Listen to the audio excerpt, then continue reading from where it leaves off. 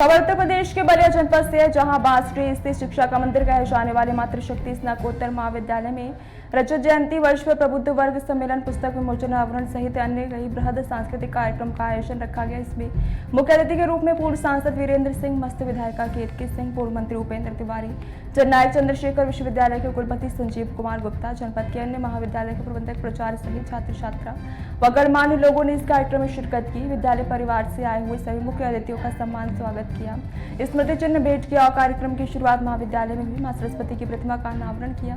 जननायक चंद्रशेखर विश्वविद्यालय के कुलपति संजीव गुप्ता द्वारा सभी मुख्य अतिथियों के साथ मौजूद थे और इनके द्वारा रजत जयंती विशेषांक युगधारा पुस्तक का विमोचन किया गया और महाविद्यालय के छात्राओं ने कुलगीत प्रस्तुत किया।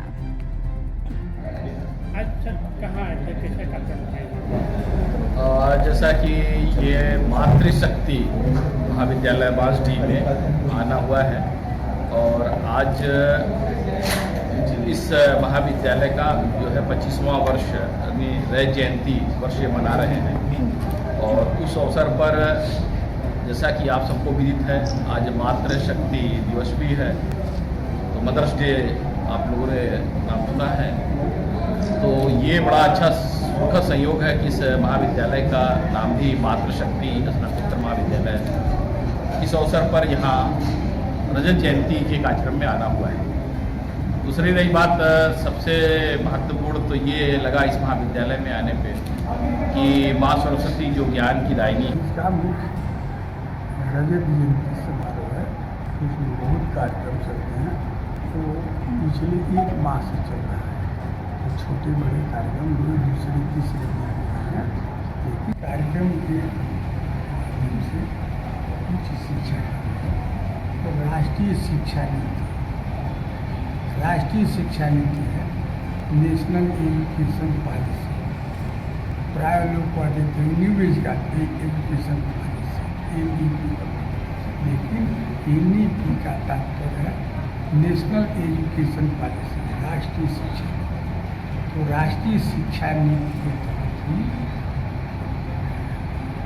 विकसित भारत की संकल्पना की गई है और इसमें मुख्य अतिथि द्वारा और इस कार्यक्रम के अध्यक्ष द्वारा इन्हीं सब एक आर्थिक और सांस्कृतिक विकास विकसित भारत का सपना साकार है।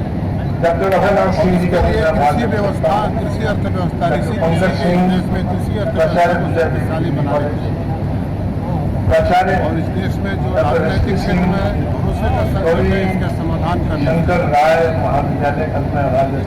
सांस्कृतिक क्षेत्र में किसान की बढ़ रही है, उस पर बहस होनी चाहिए, उसका समाधान निकालना चाहिए। जिस तरीके से भारत जब पाकिस्तान में से आए चल रहा था और इसमें सीज फायर का आया, क्या कहेंगे अमेरिका युद्ध जो है दोनों देश को नुकसान पहुंचाता है। फायर हुआ है, भारत पाकिस्तान को अपनी ताकत का एहसास भी करा दिया। क्या लगता है कि पाकिस्तान लगातार देखा जाता है कि सीज फायर का उल्लंघन करता है और उसके बावजूद भी सीज फायर का उल्लंघन किया है। और इस विषय पर मैं बोलने का